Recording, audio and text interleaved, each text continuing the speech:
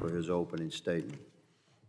Thank you, Chairman Higgins. And good afternoon to everyone. Welcome to the joint hearing on the Subcommittee of Border Security Enforcement and the Subcommittee on Counterterrorism, Law Enforcement, and Intelligence. I thank my good friend and Chairman Higgins for convening this important hearing, a hearing to examine the heartbreaking realities and the high cost to Americans and those making the treacherous journey to the southwest border due to the Biden administration's failure to secure that very border. And this abject failure has unfortunately resulted in tragedies across the country and specifically in my home state of Texas. In fact, here with us today is Ms. Elisa Tambunga and her family, and I thank you for joining us. Elisa is a mother, but she lost her own mother, 71-year-old mother, and her 7-year-old daughter recently when they were killed in a car crash in Ozona, Texas, when a human trafficker smuggling 11 illegal aliens was recklessly driving his vehicle, evading capture from the local police department, and struck the vehicle of Maria and Amelia, the 71-year-old grandmother and 7-year-old daughter. Elisa, thank you for being here today. The heartbreaking story that we face, unfortunately, is not the only one, and there are far too many. And I appreciate you being willing to share your stories here so that others don't have to go through that pain and tragedy. When you talk about Amelia and Maria, and you hear their stories, I've been told that Amelia was an outgoing fashionista. She was ready to take on the world. She dreamed of being a teacher, a social media influencer. She was active in sports. She was a model student at Ozona Elementary School, and she loved to play with her friends and dance with her Aunt Jenny and cook with her grandmother, Maria, who was also a dedicated member of the community. We also have Mr. Ramirez, who's a ninth-generation Texan here with us, a rancher from South Texas, who's in the fifth generation of the operations in the ranching business. And Mr. Ramirez, thank you for being here to share the stories about how this tragedy, this crisis, the chaos is impacting our agriculture business, the very business that feeds our nation. And we look forward to hearing your stories and your perspective. But this crisis has also resulted in the suffering and the death of so many migrants who make this journey to the border.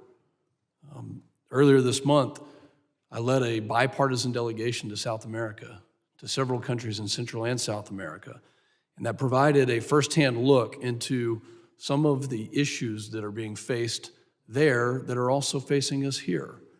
During this visit, we were able to meet with national security and law enforcement leaders in Brazil, Colombia, and Panama to not only discuss the rising threat of the Chinese Communist Party's influence in the region, but to investigate the evolving and sophisticated threat of transnational criminal organizations and the migration crisis that these countries are also experiencing as a result of a massive pull factor from the Biden administration and Secretary Mayorkas' failed immigration policies.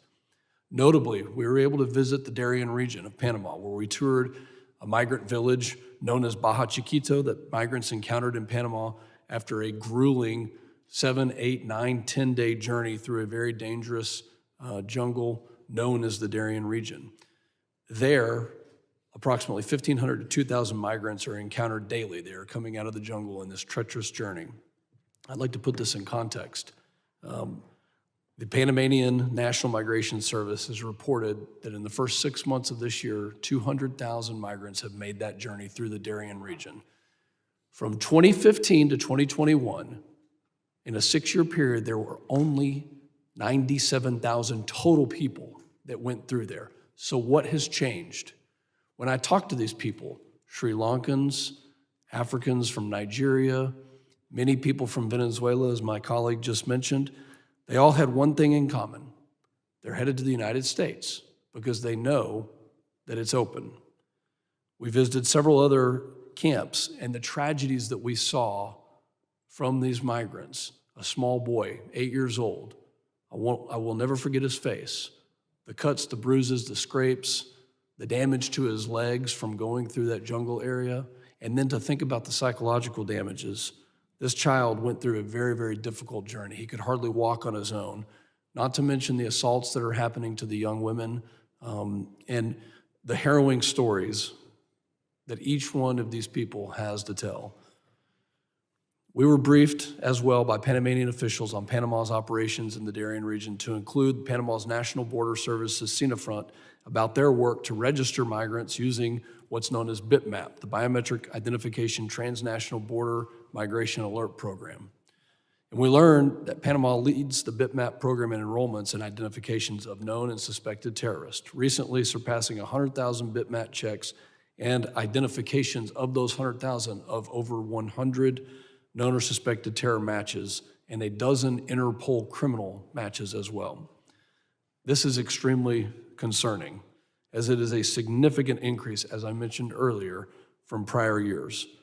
According to DHS data, so far in fiscal 23, U.S. Border Patrol has encountered 140 individuals with derogatory information in the terrorist screening data set between ports of entry, in addition to 98 individuals encountered in fiscal year 2022. These figures compare to only 3 such individuals apprehended in fiscal year 2020, 0 in 19, 2 in 2017. What's changed? That's why we're here today. Let me point out as well that in the last Congress, in the 117th Congress, the DHS refused to release these numbers of potential known or suspected terrorists attempting to illegally cross into the United States. And only by holding them accountable were we able to ensure that this information was disclosed, as it previously was in previous administrations, to the public.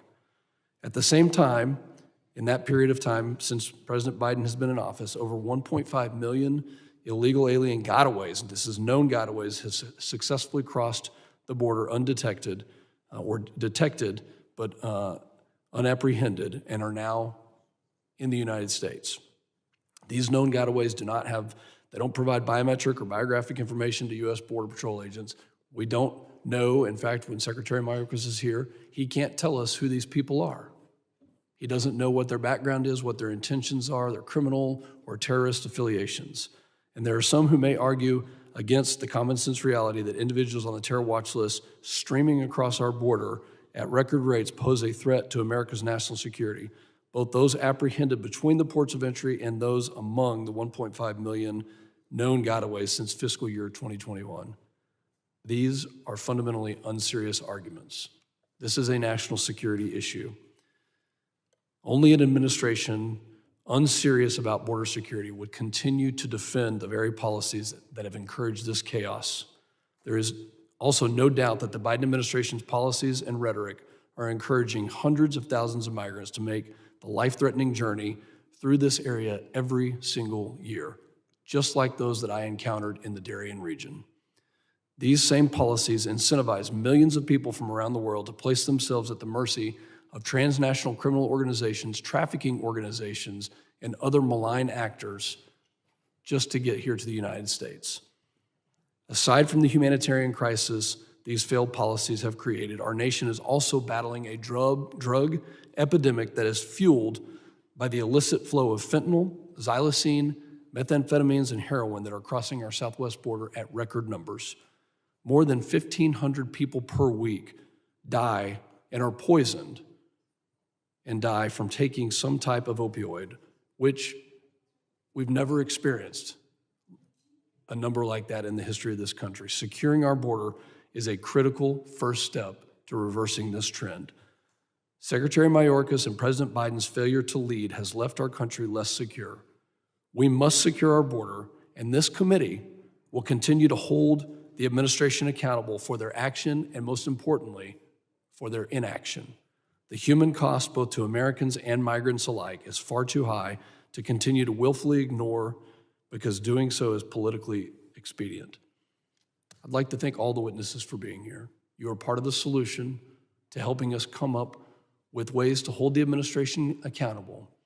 And it's my personal opinion that we have plenty of laws on the books for our Border Patrol, our customs agents, ICE, and other agencies to do the job that they need to do to secure our border.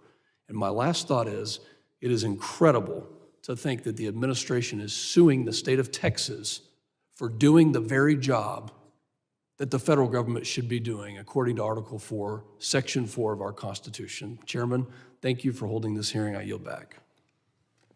Thank you, Chairman Pfluger. I now recognize the ranking member for the Subcommittee on Counterterrorism, Law Enforcement, and Intelligence, the gentleman from Rhode Island, Mr. Magaziner, for